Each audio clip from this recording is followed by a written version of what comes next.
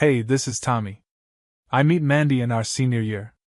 It's late fall, the campus buzzing with the kind of energy that only comes at the tail end of a semester.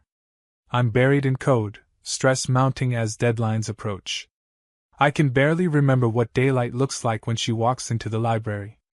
Her hair's a messy tangle of red curls, and she's got this laugh that rings out, unapologetic, cutting through the quiet like a bell. I catch it before I even see her face. She slides into a seat across from me at a shared table, scattering books and papers, her bag spilling over with crumpled papers and half-finished coffee cups. I'm trying to get through a project, but her presence shifts the whole atmosphere. It's like the room lights up when she speaks. Eventually, I give in, glance up from my laptop. Are you doing the same assignment? I ask. She raises an eyebrow and laughs. No, I'm writing a paper on existential philosophy, she says. I blink, unsure if she's joking, but her voice has this calm confidence. Well, looks like we're both avoiding the work then. I grin, and somehow, that breaks the ice. We end up talking for hours. It's random, books, movies, life goals, but every word feels meaningful. There's no agenda, no pressure to be anything more than two people sharing space. By the time the library closes, we're outside in the chilly evening air, talking about everything, nothing. I think, yeah, I could get used to this. And I do. The next few weeks are a blur of coffee shops, dinners, study sessions. We don't really plan it, but she's always there, her laughter and words a constant. Something about her makes me feel alive. She's not like the other people I've dated, she's intense in a way that doesn't overwhelm me but pulls me in deeper. Her ideas challenge mine, her opinions make me think harder. We click, like two pieces of a puzzle that fit together perfectly, without even trying. 14 months go by, and it's the kind of relationship people talk about when they say, "Oh, you two are perfect for each other." We talk about the future, about places to travel, about where we want to live. We're both on the same page. It's not an illusion, it's real. Or so I think. One afternoon, out of nowhere, she ends it. We're sitting in her apartment, talking about something trivial, when she drops the bomb. "I think we need to break up," she says, and my heart just stops. I don't get it. I try to reason with her, but she keeps saying it's because I've cheated. I'm stunned. I've never even thought about being with anyone else. It doesn't make sense. "Are you sure?" I ask, my voice barely above a whisper. "I can't do this," she says, tears welling up in her eyes. "I can't. You deserve someone who's not so messed up." I don't know what to say to that, so I say nothing. I feel like the floor's been pulled out from under me. The next few days are a blur of confusion and pain. I stay in town, try to pick up the pieces, but every corner of the campus feels haunted by her absence. I keep waiting for the moment when it won't hurt as much, but it doesn't come. The ache stays. Time moves forward, like it always does, but it doesn't heal anything. I finish my degree, land a job as a software developer, but Mandy's still there in the back of my mind, in every quiet moment. For years pass before I hear from her again. She's been in Seattle, different job, different life. But she's moving back to town. She says she left her job and a relationship behind, and wants to reconnect. I'm cautious. A part of me wants to say no, wants to keep the past where it belongs. But I don't. I agree to meet her at a friend's birthday party, of all places. The moment I see her, I'm hit with a wave of nostalgia. She's older, but she's still Mandy, same red hair, same smile that makes her eyes light up. We talk for hours, as though no time has passed. She explains everything, about how she lied to me back then. Her confession about infidelity was really about her fear of commitment, she says. She tells me she didn't know how to handle what we had. The explanation sounds like it makes sense, but I'm not sure. I'm listening, but part of me wonders if we've both changed too much. Still, something in me can't let go. We start meeting more, coffee, walks, dinners. Slowly, carefully, we try to rebuild something that was broken. It's almost like we're starting from scratch, but with history. 6 months later, we're living together again. I'm not sure how it happened, One moment we're reconnecting, the next we're cohabitating. It's easy. Comfortable, even. The old chemistry is still there, and somehow, it feels right. A year after that, we're married. No big ceremony, no fireworks, just the two of us, standing in front of a judge, saying the words again. This time, it feels different, but familiar. The second chance I thought I'd never get. The first few years of marriage are the kind of years you tell people about when they ask how things are going. It's easy to talk about those years, because there's nothing complicated, no underlying tension to unpack. Mandy and I are happy. We're both busy, me with work, her with her own career in marketing, but we make time. Dinner dates, weekends spent hiking or checking out new restaurants, nights at home with movies and takeout. It's comfortable. We settle into a rhythm, each of us finding a space where we feel like we belong. At first, I think this is it. I've found it. This is the woman I'll spend my life with, and it's going to be smooth sailing. There's no drama. No friction. We're united in a way that feels unshakable. There are disagreements, sure, small stuff, like whether we should paint the guest bedroom yellow or teal. But that's nothing. We laugh about it. By the third year, I think I've figured out the pace of things. Work is stable, Mandy's moving up in her field, and we've got our friends and family around us. We start talking about the next steps. Kids? Maybe in a couple of years. Buying a house? Yeah, it's in the cards. We plan a vacation to Europe. Everything's good. Life is good. But one autumn evening it all shifts. Mandy brings up something I never saw coming. Can we talk? She says, sitting across from me at the kitchen table. There's a heaviness in her voice that I immediately pick up on. Sure, what's going on? I say, trying to read her. She looks different, distant in a way I haven't seen before. I've been thinking about something, she says slowly. Something. I don't know, I guess I need to get it off my chest. I wait, my stomach sinking. I've been looking into ethical non-monogamy. Her words land with an unsettling thud. I think I want to explore that. I think I'm capable of loving more than one person at once. I blink, unsure if I've heard her correctly. Wait, what?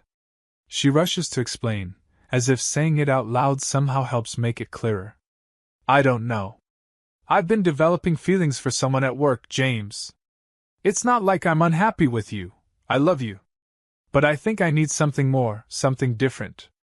I've been thinking about it for a while. My mind races. This is not what I signed up for. A part of me feels betrayed. We've talked about a lot of things over the years, but this wasn't on the list. I swallow hard, my pulse quickening. So, what does this mean? You want to see other people? Mandy's face twists in frustration, like she's misunderstood what I'm saying. No, not exactly. It's more about opening things up, being honest about desires, not hiding them. It's not about cheating, Tommy. It's about being free to experience love however it comes. I try to process it, but the words just don't fit. I've never imagined being with someone else, and the idea of her being with someone else cuts deep, even if she's saying it's ethical. It doesn't sound like something we could fix. I take a deep breath. I need some time to think about this, I say, my voice low. A few days pass, and I don't know what to do with the thoughts swirling in my head. I try to go along with it, pretending like it's just another idea we can work through. But the more I think about it, the more I realize I can't do it. I can't be in a relationship where the boundaries are so fluid. My idea of love has always been simple: monogamy, commitment, being with someone and building a life together. I can't imagine sharing that with anyone else. So we talk again, and I tell Mandy I'm not comfortable with it. I can't do the open thing, I admit. I'm not built for it. I want to be with you, and only you. She's disappointed, but she respects it. We both know we need to find some common ground, and we agree to try again, to go back to being monogamous. She apologizes for springing this on me, and we try to move on, to put it behind us.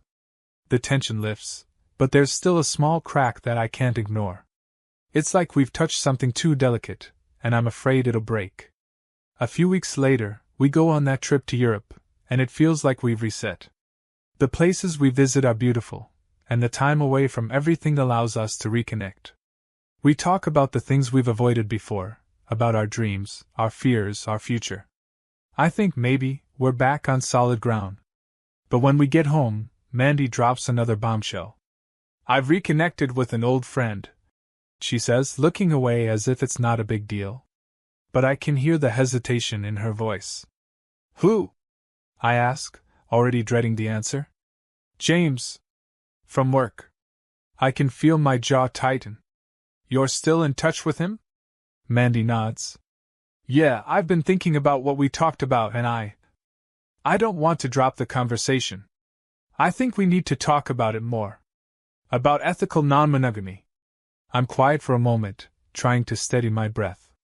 I thought we agreed. We did, she interrupts. But I can't stop thinking about it. I don't want to feel confined. I want to know if it could work for us. I feel the walls go up around me. I'm not sure what's more painful, her pushing again, or realizing we might be at the end of something I didn't expect to break. I used to think I knew Mandy.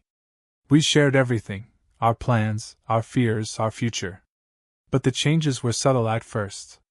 Small things that made me uneasy, her late nights out, the phone she'd guard like it was a secret. I didn't want to be paranoid, but the distance between us was growing. I wasn't a snooper. I never had been. But when she started locking her phone more and keeping her messages hidden, something shifted. So, one night I decided to check. I didn't want to, but I had to. I found the GPS history. Locations I didn't recognize. Places that weren't in her usual routine. It was too much to ignore. I confronted her, waiting until she was in the kitchen, like I always did when something was wrong. Mandy, we need to talk, I said, trying to steady my voice. She didn't turn around. About what? About you. About where you've been. I took out my phone and showed her the GPS data. Explain this. Her face went pale. She stammered, I don't know what you mean. I pushed further. Where have you been? Her silence spoke volumes. After a long pause, she whispered, I've been seeing someone else. James. The words didn't register at first. What? How long? Since we got back from Europe, she admitted, voice trembling. I didn't want it to happen like this. I didn't mean to hurt you. My heart dropped. You didn't mean to hurt me? How is this not hurting me? I thought I could handle it. But I couldn't. I'm sorry, she said, eyes avoiding mine. I never meant for this to go this far. I couldn't breathe. And you didn't think to tell me? Didn't think I deserved the truth? I didn't know how to say it, she whispered. But I love him. I do. I didn't want to love him. The world spun. My brain couldn't catch up. She loved him? I couldn't fathom it. And me? I asked, barely able to keep my voice steady. I love you too, she said, looking up with tears in her eyes. But I'm confused, Tommy. I thought I could love both of you. I could barely process the words. You thought you could love both of us? I didn't mean for it to get messy, she whispered, tears streaming down her face. But I do love him. I stood there in silence, my mind racing. I don't even know who you are anymore. I don't know what to do with this. She reached for me, but I stepped back. I can't do this, Mandy. I can't. I need space. She broke down, her hands trembling. Please don't leave me. I'll hurt myself if you do.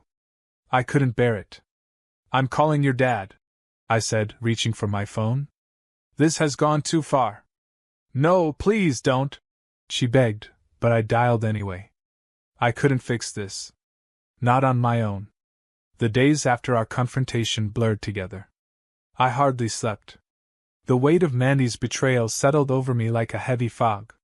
It wasn't just the affair, it was everything. The lies. The secrecy. The fact that I'd been living in a relationship where trust had been ripped apart without me even knowing. Mandy tried, I'll give her that. She went to therapy, even if it felt more like a checklist she was going through than any real effort to fix things. She took on more at home, trying to show me she was committed to rebuilding. She apologized again and again, but none of it mattered. Trust had been shattered, and no amount of therapy could glue it back together. I'd asked for time. A month. I wanted to make sure I wasn't rushing into a decision that I'd regret. But deep down I knew I couldn't live like this anymore. She said she loved me, but it wasn't enough to erase the damage. I filed for divorce after 4.5 years of marriage. It was a quiet decision, made in the dead of night when I was alone in the house, staring at the walls that had once felt like home. I never thought I'd be here, but here I was. The divorce was amicable, surprisingly. No children. A clean split. We'd each walk away with half. I kept the house, though, with a buyout agreement. Mandy moved out. She went to live with her parents while I stayed in the house, trying to find some semblance of peace in the chaos. It wasn't easy. The weight of what had happened lingered, but time did what it always does. It healed, or at least dulled the pain.